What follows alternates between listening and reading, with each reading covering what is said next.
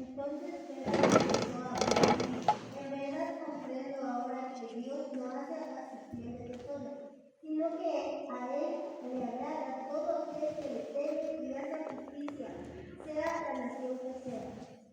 Tremendo, ¿no? Ahora entiendo que Dios no hace excepción de personas. Y es interesante considerar el contexto en que Pedro está hablando. Pedro, un judío de hueso colorado, un judío como cualquier otro. Los judíos pensaban así: nosotros somos el pueblo escogido de Dios. Nosotros estamos seguros de la bendición de Dios. Los demás pueblos han sido rechazados. Los demás, la gente, los gentiles, los no judíos, son incircuncisos. Son incircuncisos. Y ellos no son más que leña para el infierno. ¡Qué tremendo! Esas ideas que surgen de estas estructuras, de costumbres que se levantan. Pero uno vuelve a la escritura, vuelve a mirar a Dios y dice: yo estoy equivocado. Y lo que Pedro reconoce ahí es: yo estaba equivocado. Ahora entiendo que Dios no hace excepción de personas. Si Dios ha hecho con nosotros alguna preferencia, bueno, es cosa de Dios, pero a todos nos va a tratar por igual. Y Pedro vio que también el Espíritu de Dios venía sobre los creyentes no judíos. Y se acuerdan de esas visiones que Pedro tenía cuando le dijo que pase a ayudar a la casa de Cornelio.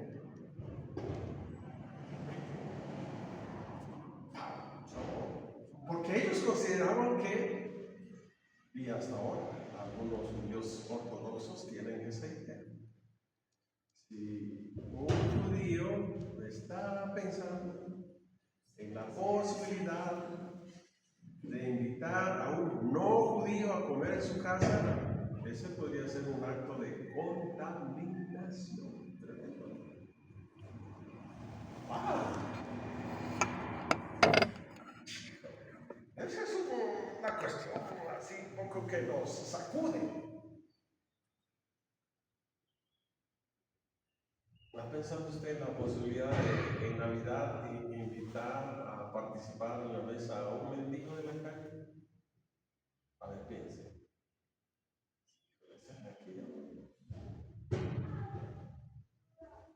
Ya viene con sus harapos, con esas botas que huelen a zorro viejo, que nos vamos a contaminar todo el mundo.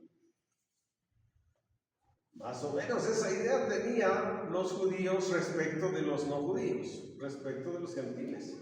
No puedo yo invitar a la mesa a un gentil. Eso es un acto de contaminación. Ese es un incircunciso. Nosotros somos pueblo de Dios.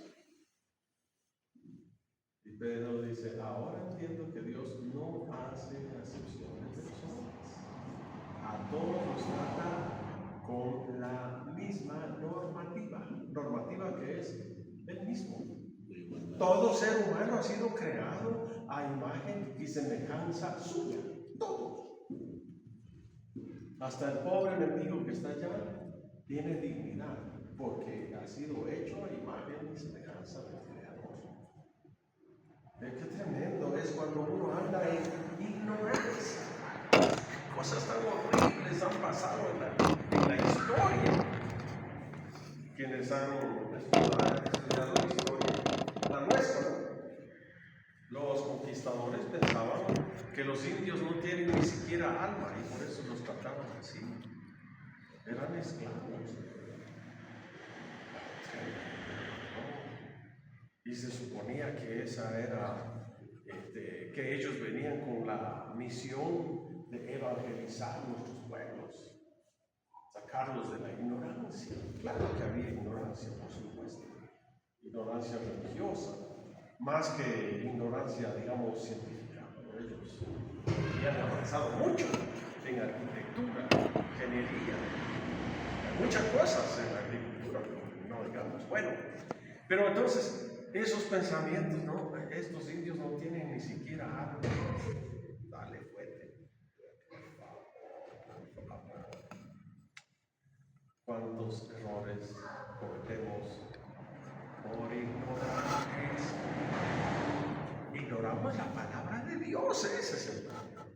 Pastor, disculpe que le interrumpa. A ver, mi hermano. Es importante que nos viene enseñando si hablamos de no hacer acepción de personas y si tocamos el tema de los hermanos quichua hablantes, particularmente aquí en Iguarán, de mi provincia de Bolívar.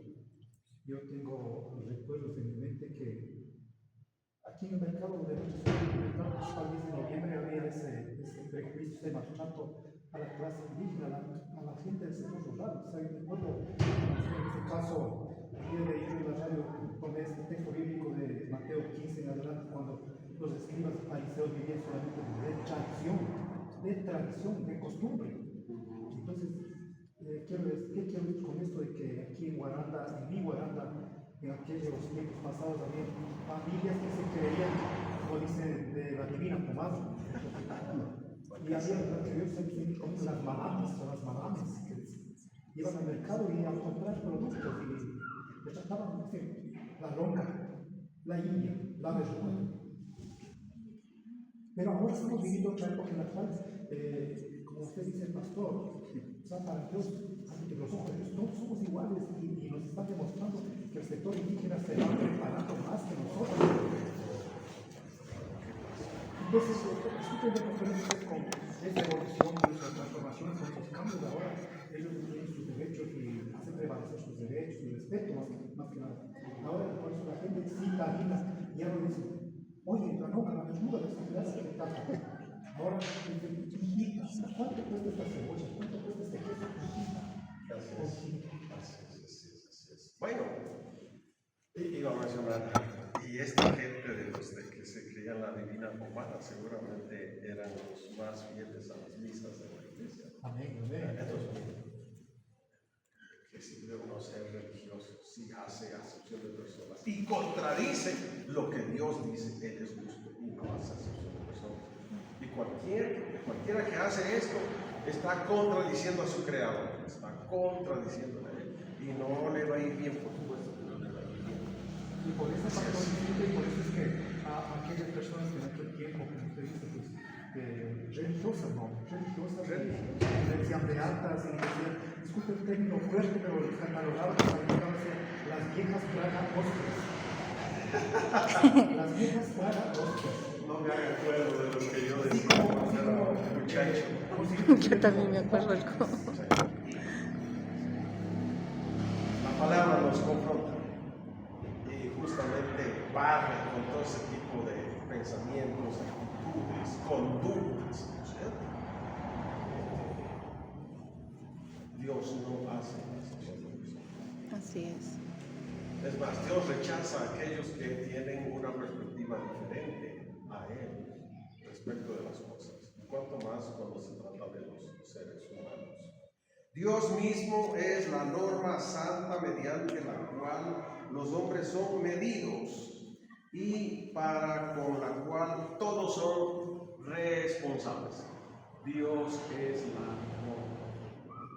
Él como persona, en su carácter, en su naturaleza. A veces pensamos que la norma es algo externo a Dios. No. Cualquier norma surge de quién es Dios. Que Él ha escrito los 10 mandamientos o cualquier otra normativa, ¿no es cierto? O digamos una normativa superior ahora, después de la venida del Señor Jesucristo. Por ejemplo, la normativa antigua decía ojo por ojo, diente por diente. Viene Cristo y dice, vamos a dar un paso más adelante. Ahora es el amor.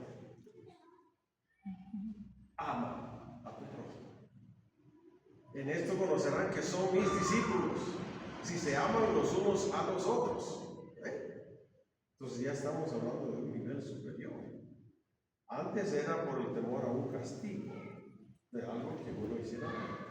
Acá nuestra conducta, nuestro buen comportamiento tiene un fundamento que se llama amor. Si yo amo a mi hermano, a mi prójimo, no le voy a hacer. ¿No es cierto? Si yo realmente amo a mi prójimo, no le voy a hacer. Entonces la norma es Dios, porque Dios es amor. Él nos dice que debemos amarnos los unos a los otros. Y ese amor va más allá de las palabras, son actos concretos.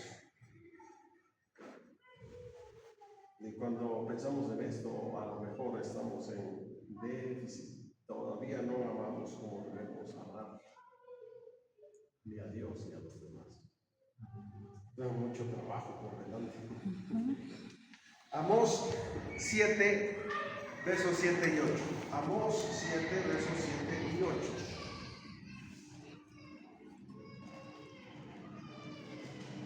Amós 7, versos 7 y 8. Amor.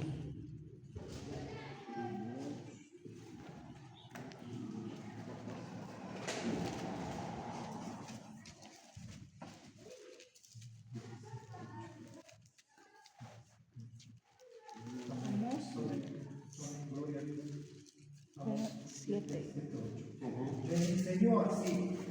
He aquí el Señor estaba sobre el muro hecho a plomo, y en su mano una plomada de albañil. Verso 8. Jehová entonces me dijo: ¿qué es, Amós? Y dije: una plomada de albañil. Y el Señor dijo: he aquí, yo pongo plomada de albañil en medio de mi pueblo Israel. No lo toleraré más.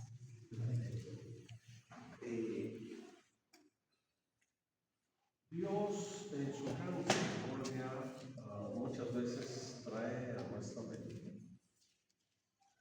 cosas con las cuales ya estamos familiarizados. Toma elementos de nuestra realidad para empujarnos a entender las cosas de Dios y como Él las ve. Aquí hay esta imagen de la plomada de albañil. Exactamente. O sea, aquí está un muro. Aquí está un muro. ¿Y qué hace el albañil? Pone su plomada para poder construir, para que esté derecho, porque una pequeña desviación, esa pared se puede ir abajo. Tiene que estar correcto. La plomada del albañil para decirnos a nosotros que Dios es recto y que Él juzga las acciones de los hombres conforme a su propia plomada. Esa es la rectitud de Dios. Nosotros no podemos confiar en nuestras propias justicias, hemos dicho, estamos contaminados. Pero Dios no adolece de esa contaminación, la cual adolecemos nosotros por causa del pecado. Es Dios quien pone la plomada.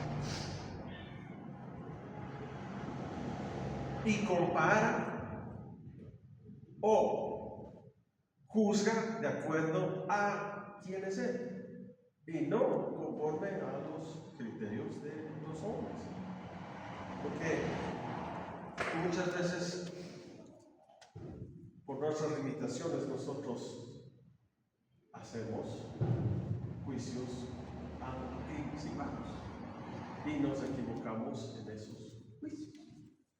Prejuicios. Eso sí. Me acordé de este pasaje histórico donde Ana, madre de Samuel, va a pedir al Señor un hijo. ¿Se acuerdan?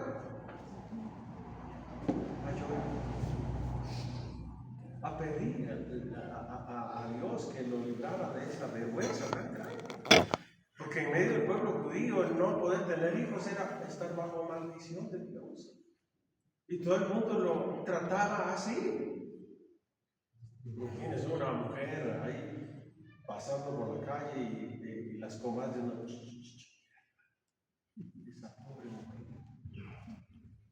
Dios no le ha dado hijos, algo de haber hecho. Tremendo, ¿no? Ya que somos, pero Qué buenos pensamientos. buenísimos para juzgar a los demás y Todavía malos para juzgarnos a nosotros pastor, mismos. en el parque central es lo mismo. Aquí en Guarán. Guarán, pobre mujer que pasa por ahí. Me desnuda. No digan chiquitico porque ya conocen de qué pasa. La palabra de Dios. Él usa conforme a sus propios parámetros y sus parámetros son lo que Él es en esencia. Él es justo por naturaleza. Y nosotros deberíamos ser un poquito temerosos. Porque, ¿qué pasó con el sumo sacerdote que miró a Ana ahí llorando? Esta está borracha, seguro está.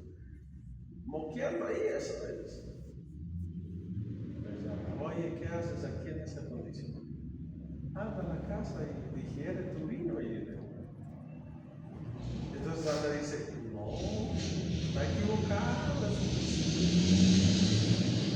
Yo no soy una mujer alcohólica ni estoy bajo los efectos. Soy una mujer quebrantada. Necesito que Dios me levante de esta situación. Estoy pidiendo a Dios conmigo. Y yo lo voy a dedicar. Tremendo, ¿no? Eso se mueve durísimo. Y Dios le concede. Y lo concede con un propósito, ¿no? No era un hijo cualquiera. Llegó a ser Samuel. Samuel fue fue juez y profeta del pueblo de Israel. Es más, él juzgó la casa de ¿cómo se llama este profeta? Bueno, el sumo sacerdote Elí. Ok. Fruto de una contestación de Dios. Pero muchos nosotros, viendo solo exteriormente, podemos hacer juicios apresurados, los cuales pueden estar equivocados. Antes de hacer juicios, preguntemos, veamos si es cierto o no. Veamos si es cierto o no. Les conté esa historia que a mí me pasó, ¿no? No era un hermano de nuestra iglesia, era un hermano de otra iglesia, y tuvo una necesidad que el pastor de su iglesia, por alguna razón, no lo podía tener.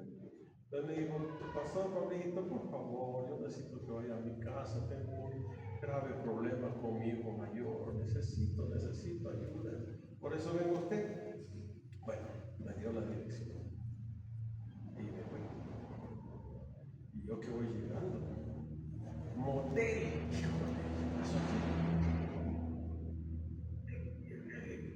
Pero esta es la dirección. Claro, me estaciono ahí. Y él vivía justo pegado al motel. Y Dios te cierra mi cama. Me voy a meter en problemas. Seguro que me voy a meter en problemas. Y no conocí el Cherokee 82 del pastor. Era el único en Ambato. ¿Qué tal? A ver, dígame usted, así sin que sepa los antecedentes. ¿Qué va a pensar si el Cherokee del pastor está ahí en la puerta del motel? Puta, de seguro hermano. Maquinando. Venga, pastor. Algún otro dirá, yo le di, yo ya no vi esa iglesia, porque yo vi el carro del pastor. De seguro, se volvió al mundo. De seguro anda en malos caminos. Cuando terminé la visita, yo dije, no voy a llegar así las cosas.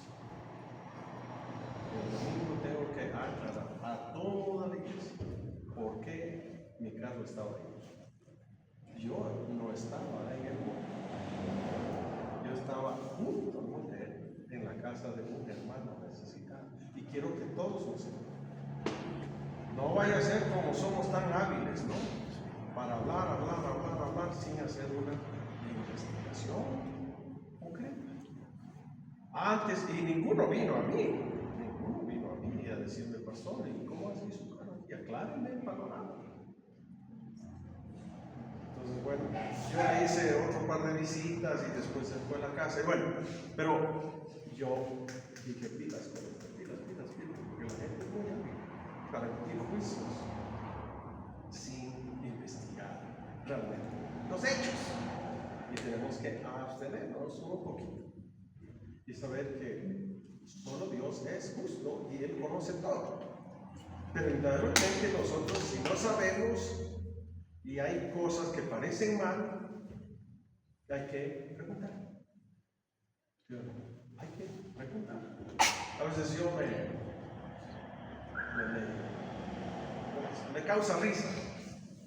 Y claro, yo bromeo. Porque mi esposa se hizo un tratamiento en la cara. Pero algo pasó y le quedó morado. Y entonces dije, ¿de qué pasa? Yo digo, yo le pegué porque se portó mal. Entonces me río porque no es cierto, ¿no? Ella estaba en un tratamiento, había sido desastroso si es que hubiera sido verdad. ¿Sí o no? Ella ahí sí, hermano. Arregló seguido. Ustedes podían pedirme la renuncia y con toda la razón. ¿Sí o no? Pero no debemos hacer juicios apresurados. Si hay algo que no nos cuadra, y no nos hagamos falsos pensamientos. Primera de Pedro 1:17. Primera de Pedro 1:17.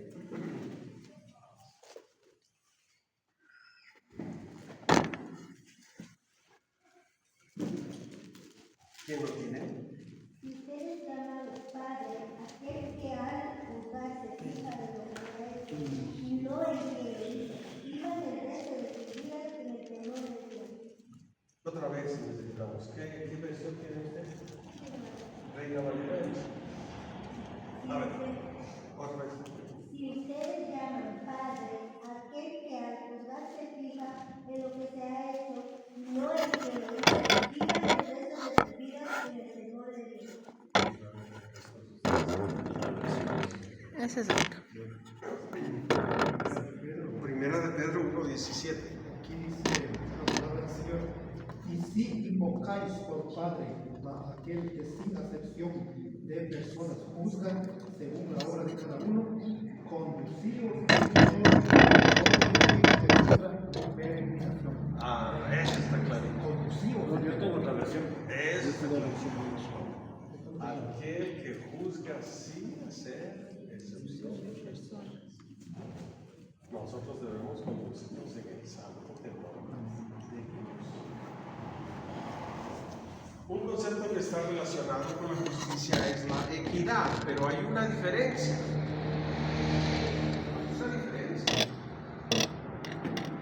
Aquí está lo que significa. Equidad es un concepto humano, basado en las circunstancias personales y relacionado con la forma en que otros deben ser tratados. Nosotros llamamos equidad, es un concepto de fundamento humano, llamamos equitativo. A cada cual le vamos a dar lo que nosotros pensamos que merece. Hay un concepto en nuestra cultura. La gente nos trata como estamos vestidos. Si uno va con terno o guapetón, viendo ahí, señor. Pero si va un hombre así de poncho, siéntese allá. Ya la discriminación. Al hombre educado, el primer puesto. Al loco que no ha sido educado, a cada cual pensamos sabemos que le estamos dando de comer. Ese merece estar en el último asiento y el más guapo necesita estar en el primer asiento. Es un concepto humano, equidad, equitativo. A cada uno le damos lo que nosotros pensamos que merece. Disculpe, pastor, ¿equidad es sinónimo de igualdad? No. Sinónimo no. Equidad es un concepto de dar a cada quien lo que suponemos que merece. Igualdad es tratar a todos en el mismo plan. ¿Ok? Debido a que Dios es justo, Él tiene que premiar a los justos y castigar a los inicuos. Porque Dios es justo. Cuando nosotros entendemos a Dios como Dios justo, recién nos damos cuenta del significado y el valor del sacrificio de Cristo en la cruz.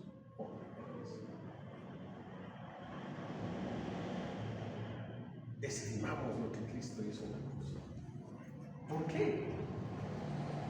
Porque Dios es justo, no puede pasar por alto el pecado, no puede hacerse de la vista gorda del pecado. Él tiene que juzgar porque Él es justo. Y Él reclama que haya un pago justo por el pecado. Y el pago justo por el pecado es la...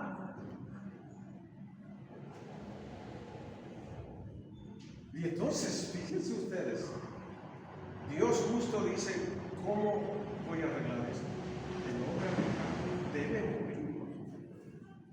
Yo no le puedo pasar por alto ni una vida de su condenación. ¿Cómo voy a hacer? Alguien tiene que pagar el precio antes de que se acerque. Por eso Dios estableció en el Antiguo Testamento un sacrificio expiatorio para poder tomar relación con el hombre. Y más adelante a Jesucristo como el Cordero de Dios que quita el pecado del mundo. Sin ese sacrificio, que es el justo pago delante de Dios por los pecados de los hombres, el hombre no tiene ninguna oportunidad de acercarse a un Dios que es justo. Entonces uno pregunta, ¿por qué era necesario? Porque Dios es justo, era necesario que Cristo pagara en la cruz. Y no hay otro camino. Que no haya un loco pensando que a título personal puede ir delante de Dios y decir, yo soy buenito, nunca he hecho nada malo, así que tienes que recibirme. Señor, olvídate. Ese momentito cae muerto. Y muerto con una muerte eterna. Porque Dios es justo. Demandó que su Hijo sea sacrificado. De lo contrario, su justicia habría sido burlada. Y no puede suceder eso. Jamás. No puede suceder eso. Dios no puede ser burlado. Se paga porque se paga. Y gloria a Dios. Que Cristo pagó nuestra deuda. Entonces digo, cuando entendemos que Dios es justo, valoramos el sacrificio de Cristo. Si no entendemos eso, no lo vamos a valorar. Números 14, 18.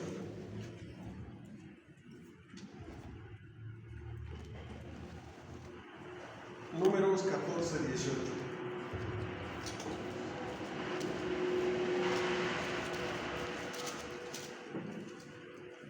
Jehová tardo para la ira y grande en misericordia, que perdona la iniquidad y la rebelión, aunque de ningún modo tendrá por inocente al culpable, que visita la maldad de los padres sobre los hijos hasta los terceros y hasta los cuartos.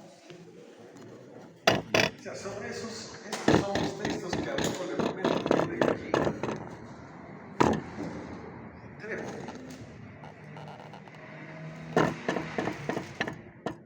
Pero aún en medio de una sentencia tan dura como esta, reconocemos que Dios ejerce su justicia con misericordia. Porque Dios no solamente es justo, es también misericordioso.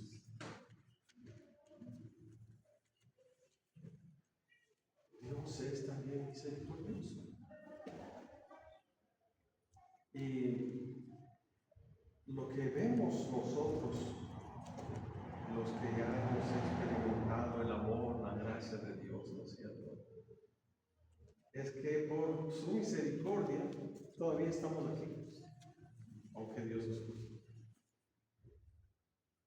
Él no me ha sentenciado a muerte, sino que me ha dado una oportunidad de arrepentimiento. Eso es misericordia. Eso es misericordia. Qué lindo que Dios sea, gloria a Dios, Él es justo, pero también misericordioso, y eso nos abre a nosotros una puerta de esperanza. Frente a la justicia de Dios,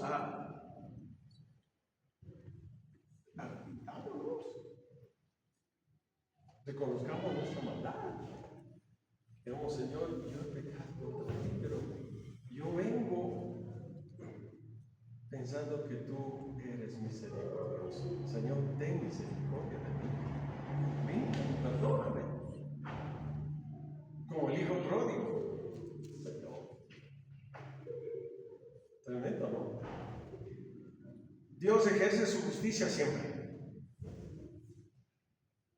Pero Él es también misericordioso y provee gracia. Y esa gracia se extiende antes de que Él ejecute su justicia.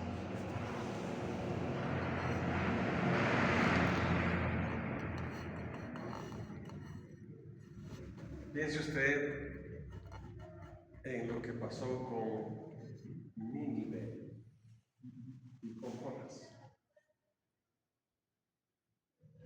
Nínive era un pueblo pagano.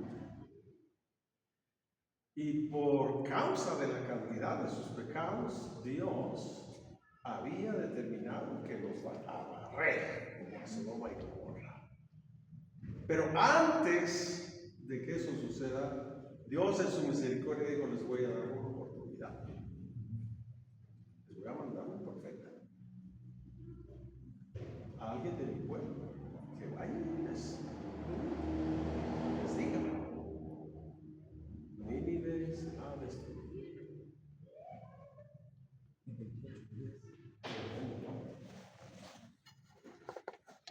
De pronto ese pueblo es conmovido y se arrepiente desde el rey hasta las vacas.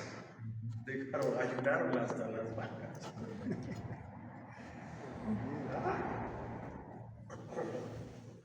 Pero aquí, Jonás tenía una perspectiva así muy radical. Dios es justo. Ok, Dios es justo.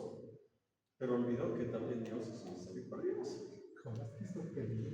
Entonces se va a una parte atrás y dice: yo quiero ver cómo Dios los destruye. Y de pronto Dios no los destruye. ¿Por qué? Porque se arrepintieron, hermano. Simple y llanamente porque se arrepintieron. Dios tiene compasión de este pueblo que no sabía discernir cuál es su izquierda y cuál es su derecha, si no tenía una noción clara de lo que es bueno y lo que es malo. Pero Dios, en misericordia, ejercita su justo juicio también con misericordia. ¿Y acaso Dios no lo ha hecho con nosotros? ¿Acaso Dios no lo ha hecho con nosotros? Yo veo a mí mismo y digo: Señor, gracias, muchas gracias, Señor. Nada de lo que soy, de lo que tengo, merezco. Si algo merezco, sería un justo castigo por mis errores, por mis pecados. Pero has querido tener misericordia de mí, entonces yo te alabo y me rindo a ti y te agradezco. Y voy a aprovechar esa realidad delante de mis ojos, que también tú eres un Dios misericordioso. Entonces Dios es justo y ejerce su justicia también con misericordia. ¿En qué consiste la iniquidad? La inequidad o iniquidad. Iniquidad. Iniquidad. Inicuo es una persona que desprecia a Dios y sus normativas. Ese es un inicuo, que dice, yo sé quién es Dios, pero yo decido hacer todo lo contrario. Es decir, yo quiero contradecir a Dios. No hago válido lo que Dios ha dicho. Entonces el inicuo se vuelve un pecador intelectual. Porque también han dicho que inicuo es, por decir, un cristiano que aceptó a Cristo en su corazón, que ahora falló a Dios, a lo mejor volvió al mundo. Ay, eso sí ya está fuerte. A ver. Hay que pensar un poco respecto a lo que usted menciona. Un inicuo es un contradictor, definitivamente.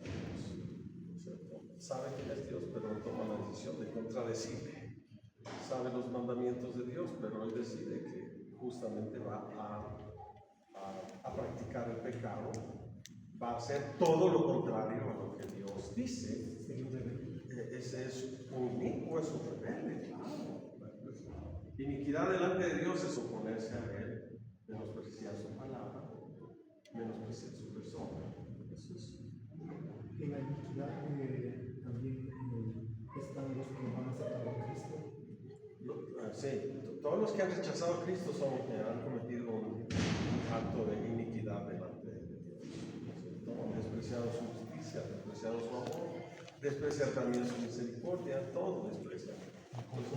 Entonces se corrompen en su conciencia y se corrompen en su conducta. Entonces ese es un inicuo y es una palabra muy fuerte, porque normalmente los inicuos se afirman en su iniquidad y cuando son confrontados con la verdad la vuelven a realizar. Un cristiano, un verdadero cristiano, puede fallar. Una persona temerosa de Dios puede fallar, y puede fallar miserablemente. Pongamos el ejemplo de David. David falló terriblemente. Uno se escandaliza. ¿Cómo Dios tuvo misericordia? Pero David se arrepintió de él. Sufrió como nadie. Él hasta dejó de comer. Hay uno de los salmos, creo que es Salmo 49, de expresa a qué nivel él se arrepintió. Él lloraba día y noche. Se tomó conciencia de la gravedad de su pecado. Dice que hasta los huesos se le podían cortar. O sea, él dijo, yo he hecho una maldad tan grande que no merezco vivir. Lloró, se humilló. Vino el profeta y dice, ¿qué escoges? Porque la disciplina viene porque viene. David dijo, que haga, Señor, porque yo no tengo derecho de pedirle algo a Dios, solo clamar que tenga misericordia. Entonces un cristiano sí puede fallar. Pero si es un verdadero cristiano, siempre tendrá la sensibilidad de decir, yo quiero pedirle a Dios, yo me arrepiento. Y sé que todo lo que venga sobre mí de males es por causa de mi pecado. Y estoy dispuesto a recibir lo que Dios me da. Pero yo voy por Dios, que se arrepiente. Y si se arrepiente, nunca más va a volver a cometer el pecado. Porque después David nunca más se metió en ese tipo de problemas. ¿Sí o no? Nunca más.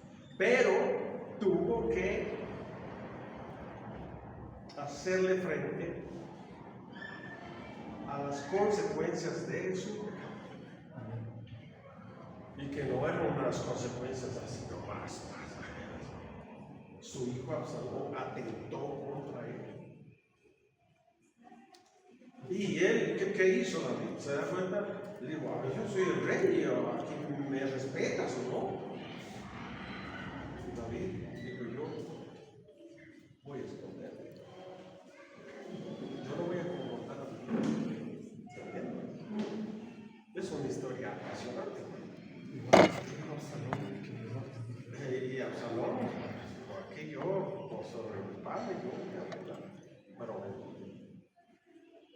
Pero cuando David tenía su ejército, y él tenía la esperanza de que su hijo renunciara a estas ansias de poder. Y él pidió al general de su ejército, ahorita se me escapa el nombre, se atrapa a David, por favor, paguen su vida, por favor, la vida de mi hijo. Pero el general era. No puede ser hijo del rey, pero ¿quién va a atentar contra él? Porque él quedó colgado, Pero el general, cuando David se enteró que nosotros sabemos qué sería no perder un hijo en esas circunstancias. Hijo mío, Absalón, hijo mío, Absalón. Bueno, a veces olvidamos que cualquier pecado tiene duras consecuencias y a veces hay cristianos insensatos que no se dan cuenta y van de tubo en tubo hasta que las consecuencias del pecado vienen en su vida y por primera vez están aprendiendo la lección que Dios es justo, sí, Dios es misericordioso, pero el pecado siempre trae terribles consecuencias a nuestra vida. Por eso debemos evitar. Por eso debemos evitar. Bien. Tenemos 2 minutos. A ver.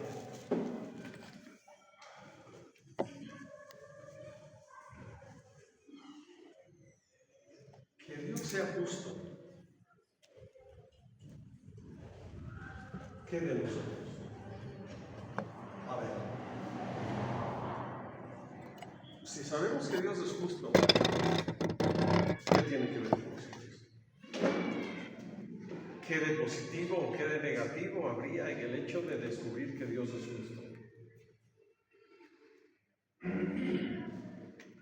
Comentarios. Si Dios es justo, ¿qué? Entonces, conmigo. Que nosotros Una de las cosas, nosotros debemos aprender a ser justos, Obedecer. a saber que tenemos sobre nosotros la voluntad de Dios. ¿Qué más? Obedecer. Obedecer. Porque los desobedientes no piensen que van a ser bendecidos por Dios, sino así que no se hagan falsas ilusiones. Otra, poquito.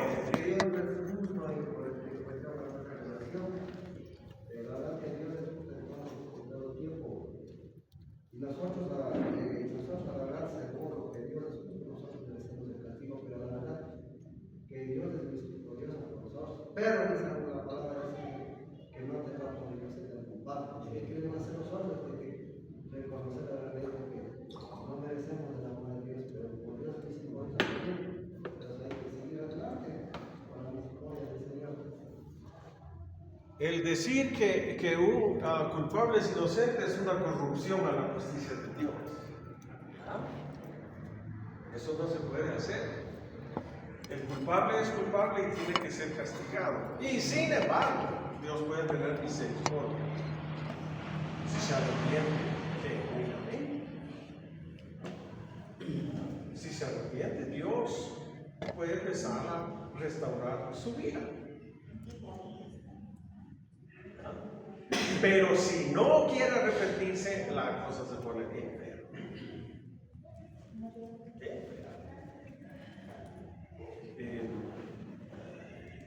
Cuando pensamos en que Dios es justo, nosotros debemos desarrollar